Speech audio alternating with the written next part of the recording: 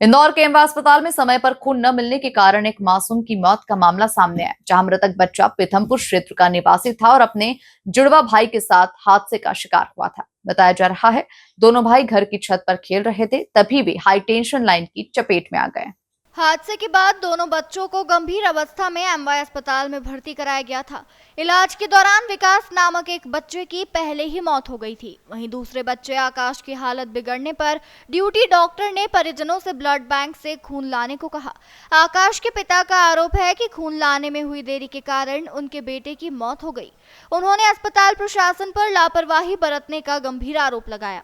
हालांकि पुलिस ने खून मिलने में किसी देरी की जानकारी से इनकार किया। वहीं एमवाय अस्पताल के अधीक्षक का कहना है कि दोनों बच्चों को एक यूनिट आरसीसी और प्लाज्मा दिया गया था। आकाश की हालत बिगड़ने के बाद दोबारा खून की कोई मांग नहीं आई थी। अधीक्षक ने यह भी स्पष्ट किया कि अस्पताल का ब्लड बैंक 24 घंटे चालू रहता है और वहां खून की कभी कोई कमी नहीं होती।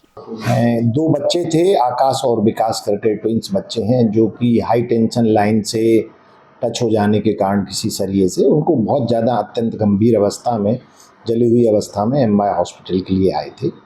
और जहाँ तक ब्लड का सवाल है, ब्लड बैंक में कभी ना ताला लगता है, आप आके स्वयं देख सकते हैं। 24/7 चालू रहता है। हर दिन 100 से 150 लोगों को हम ब्लड प्रदान करते हैं।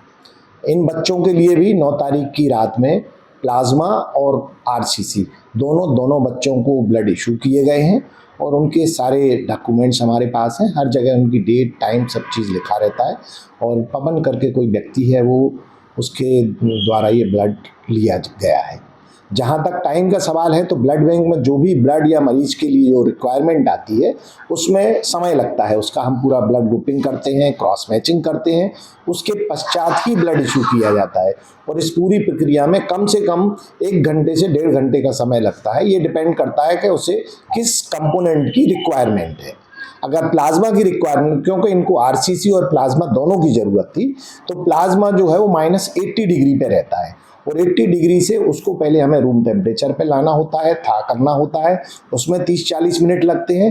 फिर उसके बाद उसकी रिवर्स ग्रुपिंग करते हैं, क्रॉस मैचिंग करते हैं, तत्पश्चात ही उसको इशू किया जाता है।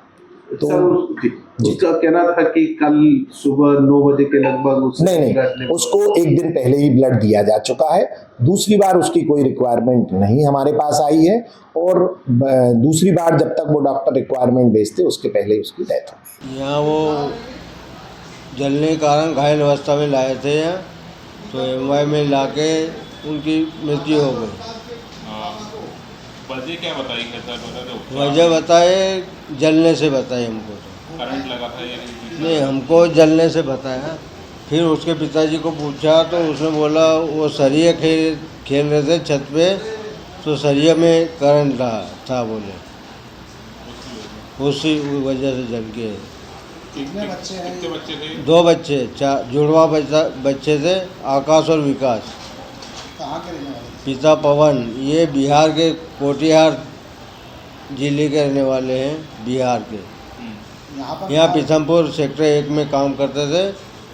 इनके पिताजी और माताजी काम पे चले गए थे।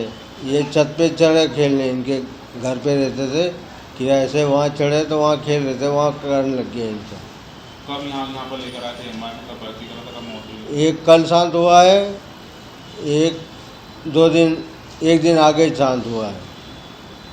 एडमिट कब करा था दोनों बच्चों को? 8 तारीख को लाए थे ये। हाँ सर, ऐसा ही बताया जा रहा है कि यहाँ पर ब्लड नहीं मिला इसकी वजह से। ये जानकारी ब्लड की तो हमको नहीं बताई किसी, ना उसके पिताजी ने बोला, ना किसी ने बताया हमको। तो इलाज के दौरान मृत्यु हुई।